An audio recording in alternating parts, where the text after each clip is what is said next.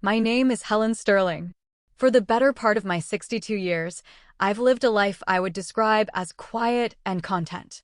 I was married for 35 years to a man named Richard, a high school history teacher with a laugh that could fill a room and a heart that could mend any sorrow. When he passed away from a sudden heart attack 5 years ago, the silence he left behind was a physical presence in our small, two-bedroom home in the sleepy town of Port Blossom. I stayed in that house, the one we'd bought with our modest savings and filled with a lifetime of memories, and I supported myself by working as a cleaner at the local community college library. It was humble work, but there was a dignity in it, in the scent of lemon polish and old paper, in the quiet order I brought to the spaces where young people came to dream of their futures. My greatest source of pride, my only child, is my son, Leo. He was the center of Richard's universe and the continuation of all my best hopes. Leo possessed a brilliance and drive that always seemed destined for something far beyond the quiet streets of Port Blossom. At 38, he was the founding partner of a prestigious architectural firm in the city, Stone and Sky Designs. He built beauty from glass and steel, creating spaces that won awards and graced the covers of magazines. I was immensely proud of him, even as the distance between our worlds grew wider. After Richard's death, Leo threw himself into his work with a ferocity that I understood was his way of grieving. Our conversations became shorter, punctuated by the demands of his clients and the jet-setting life he shared with his wife, Amelia. I told myself it was the natural course of things. A son grows up, builds his own life, and a mother learns to be happy for him from a distance. For the past 3 years, that distance had felt particularly vast. My part-time hours at the library had been cut, and the rising cost of living had begun to press in on me in ways I was too proud to admit. I learned to stretch a pot of soup over a week, to wear 2 sweaters indoors to keep the heating bill down, and to carefully portion out my blood pressure medication, sometimes skipping a day to make the prescription last until my next paycheck. I told myself it was temporary, a rough patch I could navigate on my own. I didn't want to burden Leo. He had his own life, his own pressures. That Thanksgiving morning, the house felt different. It was filled with the sense of his childhood, the sage and thyme in the turkey stuffing, the cinnamon and nutmeg in the pumpkin pie. I'd spent 2 days cooking, a small extravagance that would mean a lean week ahead, but I wanted everything to be perfect. It had been nearly 6 months since I'd seen him in person.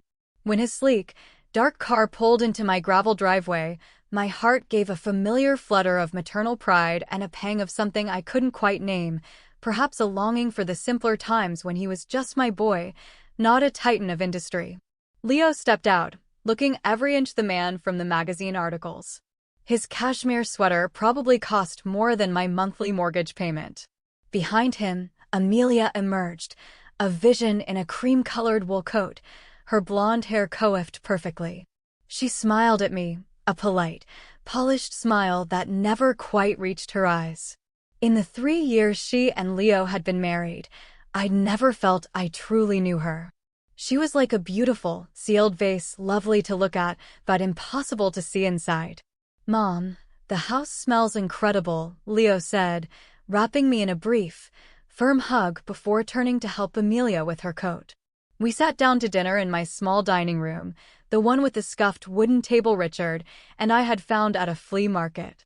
I listened as Leo talked about a new project, a sustainable skyscraper in Dubai.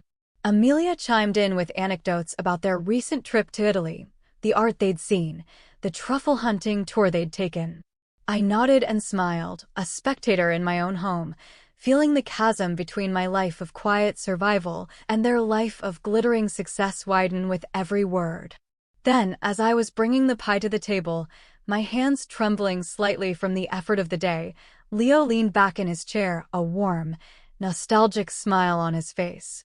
"You know, Mom," he began, his voice softening, "I've been meaning to ask you something. It's been on my mind." I set down the pie server, giving him my full attention, my heart swelling with the simple joy of having him here.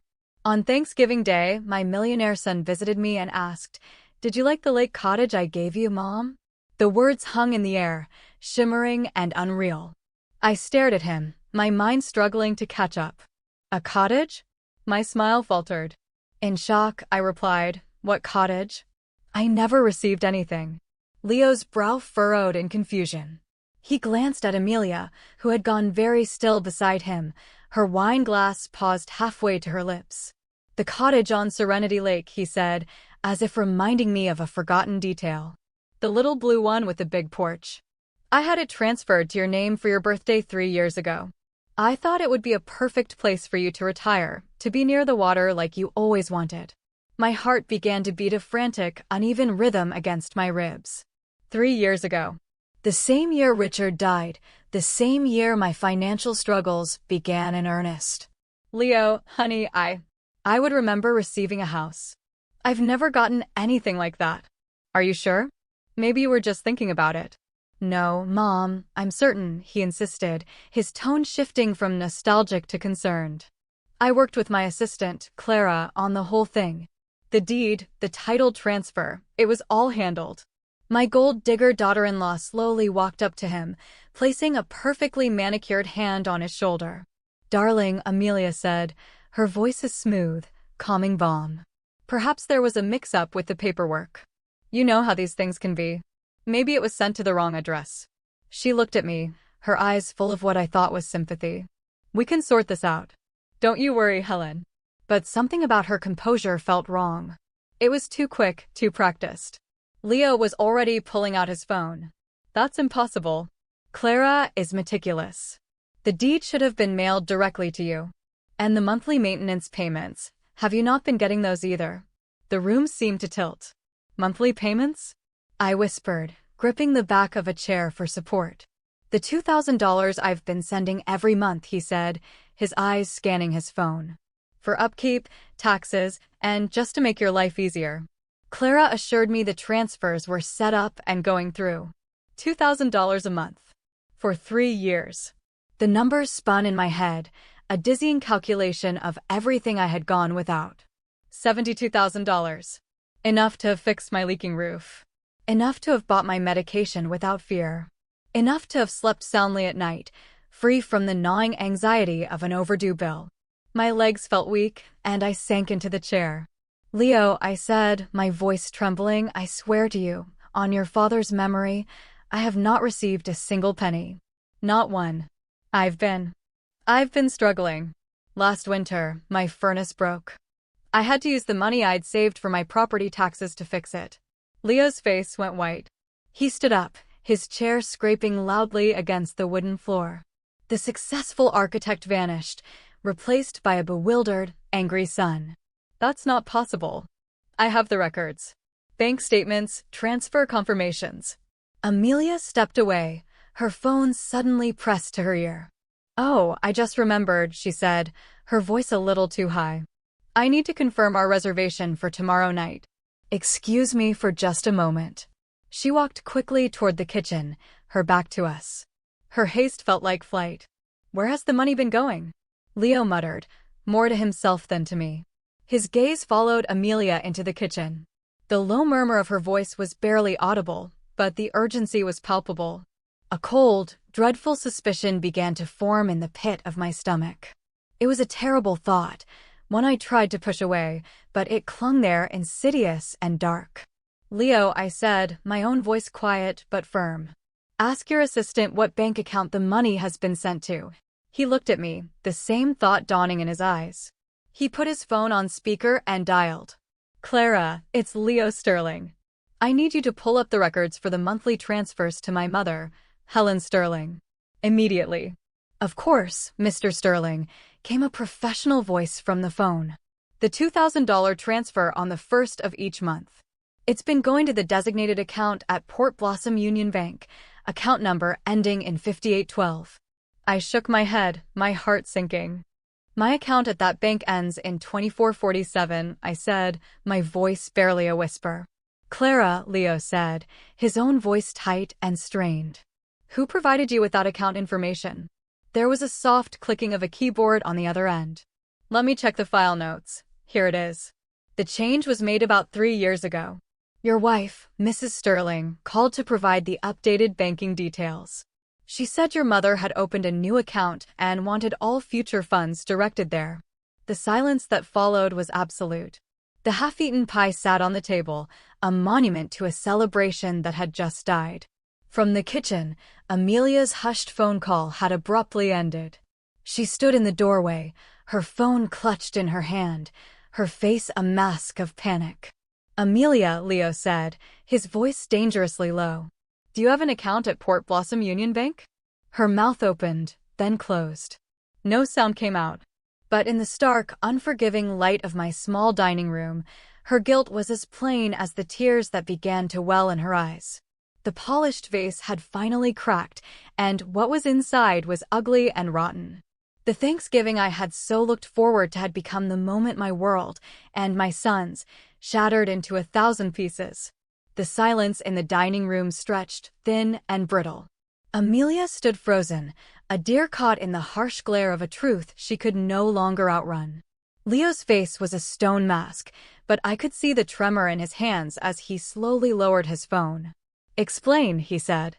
The single word was not a question. It was a command, cold and sharp as splintered glass. Amelia's carefully constructed composure crumbled. Tears streamed down her face, smearing her expensive mascara. "Leo, please," she began, her voice choked with sobs. "You have to understand. My parents, they were in so much trouble. My father's business failed, and they were about to lose their house. The medical bills. So you stole from my mother?" Leo's voice was devoid of emotion, which was somehow more terrifying than rage. "I didn't steal it," she cried, her voice rising in desperation. "I borrowed it. I was going to pay it all back. I swear. I just needed some time. And the cottage, it's not like she was using it. My family needed a place to stay." The callousness of her words struck me with the force of a physical blow. Not like I was using it. I thought of the long, lonely nights, worrying about money, my chest tight with the stress that made my blood pressure spike. I thought of the shame I felt telling the pharmacist I could only afford half my prescription. I found my voice, and it was steadier than I expected.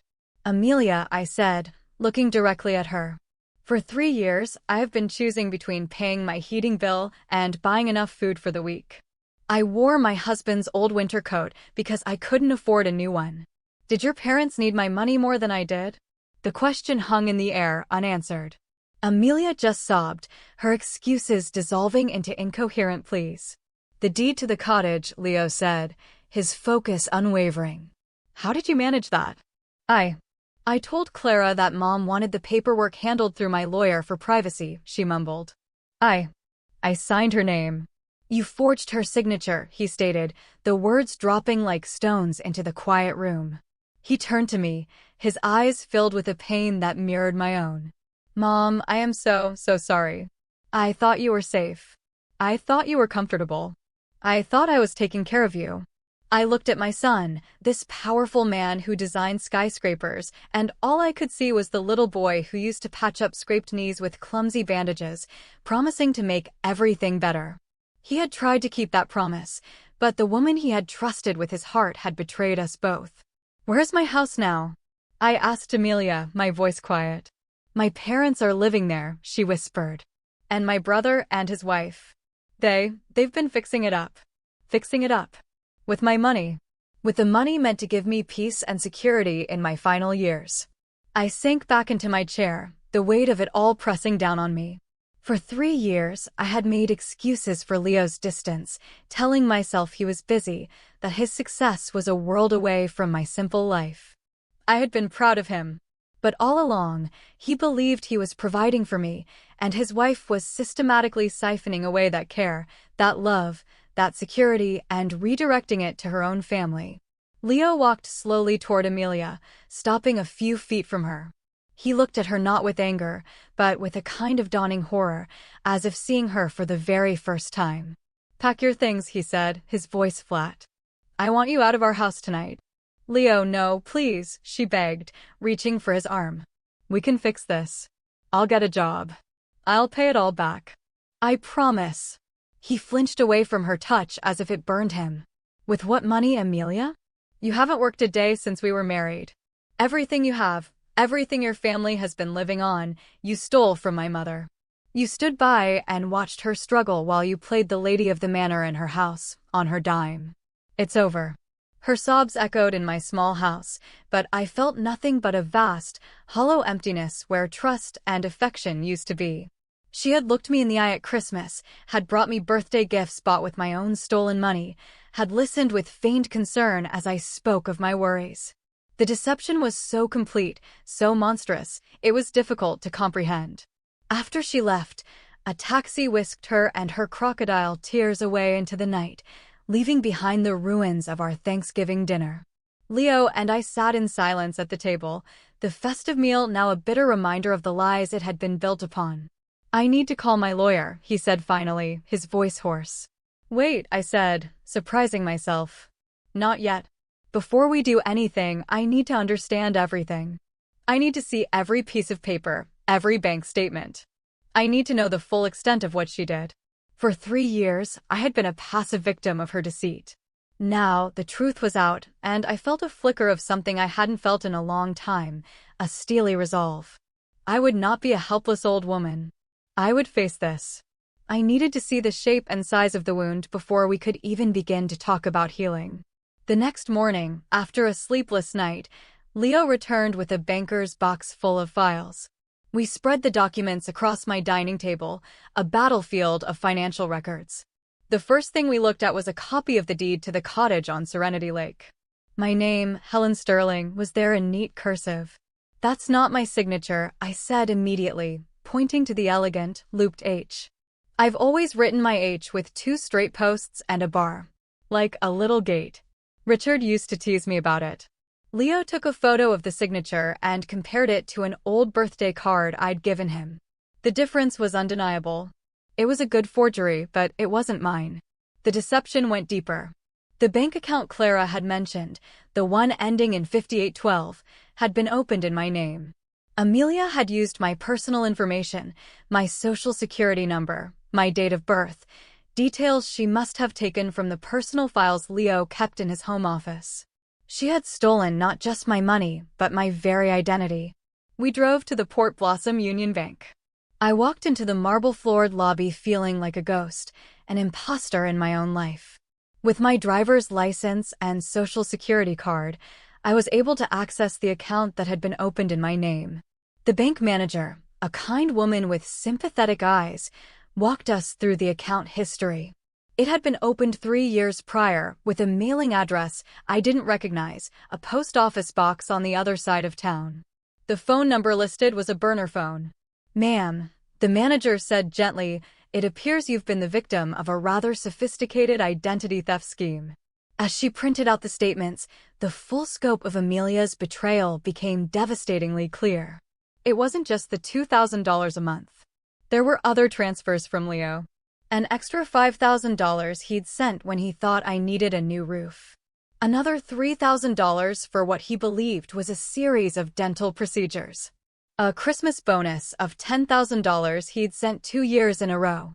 Every single dollar, meant to ease my burdens, had been funneled into this fraudulent account, then immediately transferred out to accounts belonging to Amelia's parents and brother. Leo sat beside me, his face pale, his hands clenched. He did a quick calculation on his phone.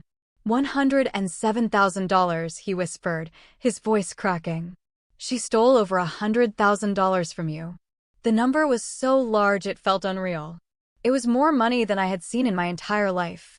It was a lifetime of security, of comfort, of freedom from worry, all stolen by the woman my son had loved.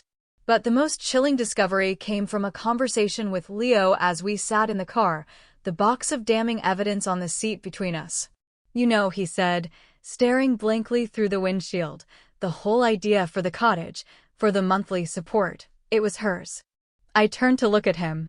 What do you mean? About 6 months after Dad died, he explained, his voice thick with self-recrimination, Amelia came to me. She said she was so worried about you, all alone, trying to manage on your own. She said it would be a wonderful gesture if I bought you a place to retire, a place that would make you happy. She helped me find the cottage. She's the one who suggested the monthly payments to cover expenses. She framed it all as her being a loving, concerned daughter-in-law. The sheer, calculated cruelty of it took my breath away. She hadn't just seized an opportunity, she had created it. She had weaponized my son's love for me, positioning herself as the architect of his generosity while secretly planning the heist. She had made him feel like a good, caring son, all the while ensuring that his care would never reach me. We drove back to my little house, the one that had felt like a humble sanctuary, but now felt like a cage I'd been kept in by Amelia's lies. The anger I felt was cold and clean. It burned away the fog of grief and helplessness and left behind a sharp, focused clarity. The next call Leo made was to his lawyer, a man named Mr. Davies. We met with him the following day. He was a sharp, no-nonsense man who listened to our story with a grim expression.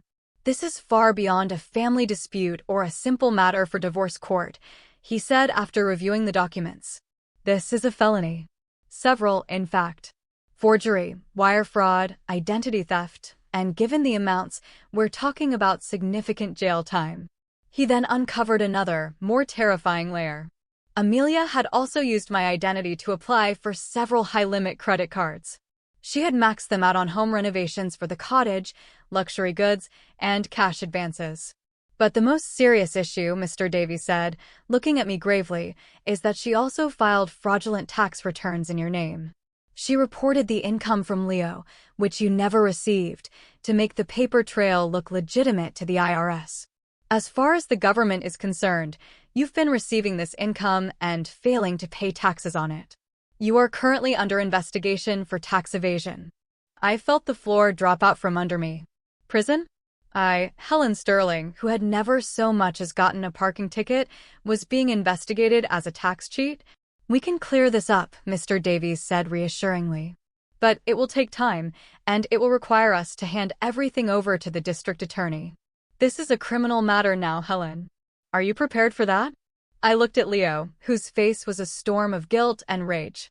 I thought of Amelia's false tears and her family living a comfortable life in my stolen home. I thought of the cold nights and the skipped meals. "Yes," I said, my voice ringing with a strength I didn't know I possessed. "I am." The confrontation at the cottage was something I knew I had to do myself. A week later, Leo and I drove the 2 hours to Serenity Lake. I had never seen the place that was supposed to be my haven, and as we pulled into the winding driveway, my breath caught in my throat. It was beautiful. A charming blue cottage with white trim, a wide, welcoming porch, and gardens bursting with late autumn flowers, all overlooking a tranquil, shimmering lake. This was the peace my son had wanted for me. This was the dream Amelia had stolen. Amelia's father, a man I'd met only a handful of times, answered the door. His face fell when he saw us. We were wondering when you'd come," he stammered. Amelia appeared behind him. She looked diminished, stripped of her designer clothes and her confident facade. She was just a woman in jeans and a faded sweater, her face puffy and pale. "Helen," she whispered. "I am so sorry. Are you Amelia?" I asked, my voice calm and even. "Are you sorry for what you did, or are you just sorry that you got caught?" Her mother appeared then, a woman with kind, worried eyes. "We didn't know," she pleaded, tears welling. "Amelia told us Leo was just being generous, that he wanted to help us get back on our feet after we lost everything. We had no idea." I believed her. I could see the genuine shock and horror in her face. They were victims, too, in a way, beneficiaries of a crime they were ignorant of. "Your daughter stole my identity," I said, my voice quiet but carrying the weight of every lie. "She took over $100,000 meant for me. Because of her, the IRS thinks I am a criminal. I could lose everything I have left." Amelia's mother let out a small gasp and covered her mouth. "Oh, Amelia, what have you done?" But Amelia had no answer, only more tears and more empty promises to make it right. She had 3 years to make it right. She chose to steal more instead. Mr. Davies had given us the paperwork. I handed an eviction notice to Amelia's father. "You have 30 days to vacate the property," I said, the legal words feeling strange on my tongue. "The house and everything in it that was purchased with stolen funds belongs to me." As we turned to leave, Amelia made one last, desperate plea to Leo. "Please don't let them send me to prison. I'll do anything." I'll pay it all back. Leo looked at the woman he had once promised to love and cherish, and his voice was heavy with a final, heartbreaking sadness. You can't pay back the trust you broke, Amelia. You can't pay back the 3 years of her life you stole. You have to face what you've done. Driving away from the beautiful cottage on the lake, the place that was now legally mine but felt tainted by the crime, I felt a profound sense of exhaustion. The fight was over. Now came the long, slow process of cleaning up the wreckage. The months that followed were a blur of legal proceedings. Amelia, faced with a mountain of irrefutable evidence, pleaded guilty. She was sentenced to 2 years in a minimum security prison. Her parents, cleared of any wrongdoing but stripped of their stolen home, moved in with relatives in another state. The divorce was finalized quietly. Leo, driven by a deep well of guilt, threw himself into making things right. He hired a team of forensic accountants to sort out the tax mess, clearing my name with the IRS. He personally oversaw the transfer of all recovered funds, a sum that, with interest and damages, amounted to nearly $150,000 into a secure trust for me. Most importantly, he started showing up. Not just with his checkbook, but with his time. He called every day. He drove me to my doctor's appointments. He took me out for lunch. He sat with me in my small living room, and we really talked for the first time in years. We grieved for the trust that had been broken, for the years that had been lost, and we slowly began to build something new and stronger in its place. Moving into the lake cottage was surreal. At first, it felt like I was trespassing in my own home. Every room held the ghost of Amelia's family, their choices, their decorations.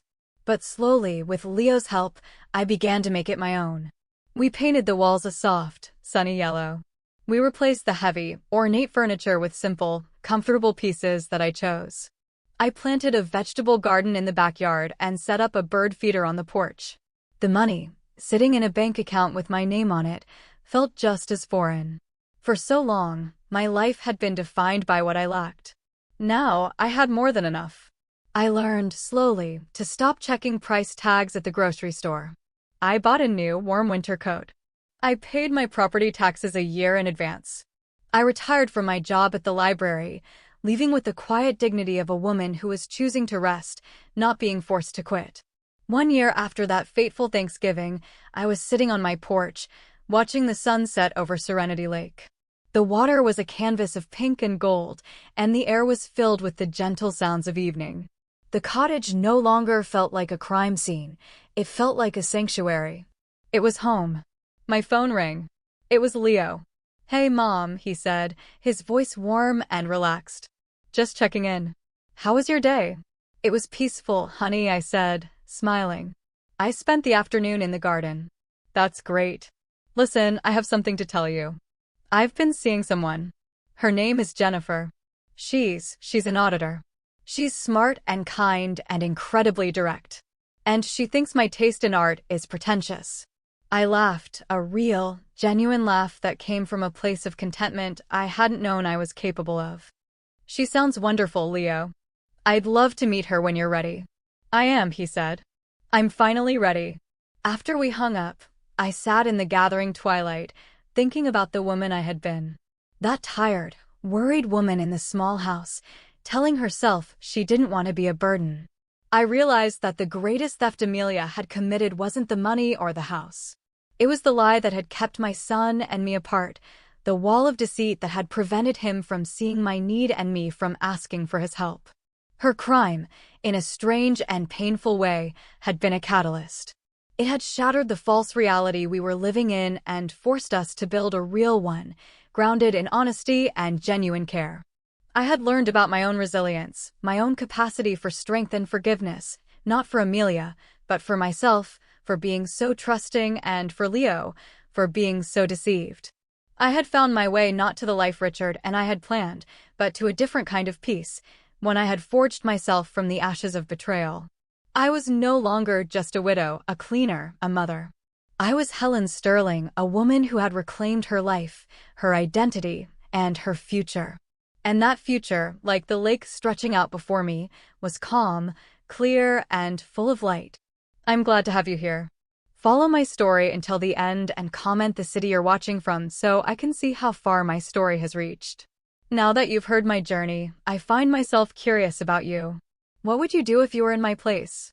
Have you ever been through something that tested your strength in a way you never expected? Comment below. I've learned that sharing our stories is how we find our way back to each other. Meanwhile, I'm leaving on the final screen 2 other stories that are channel favorites, and they will definitely surprise you. Thank you for watching until here.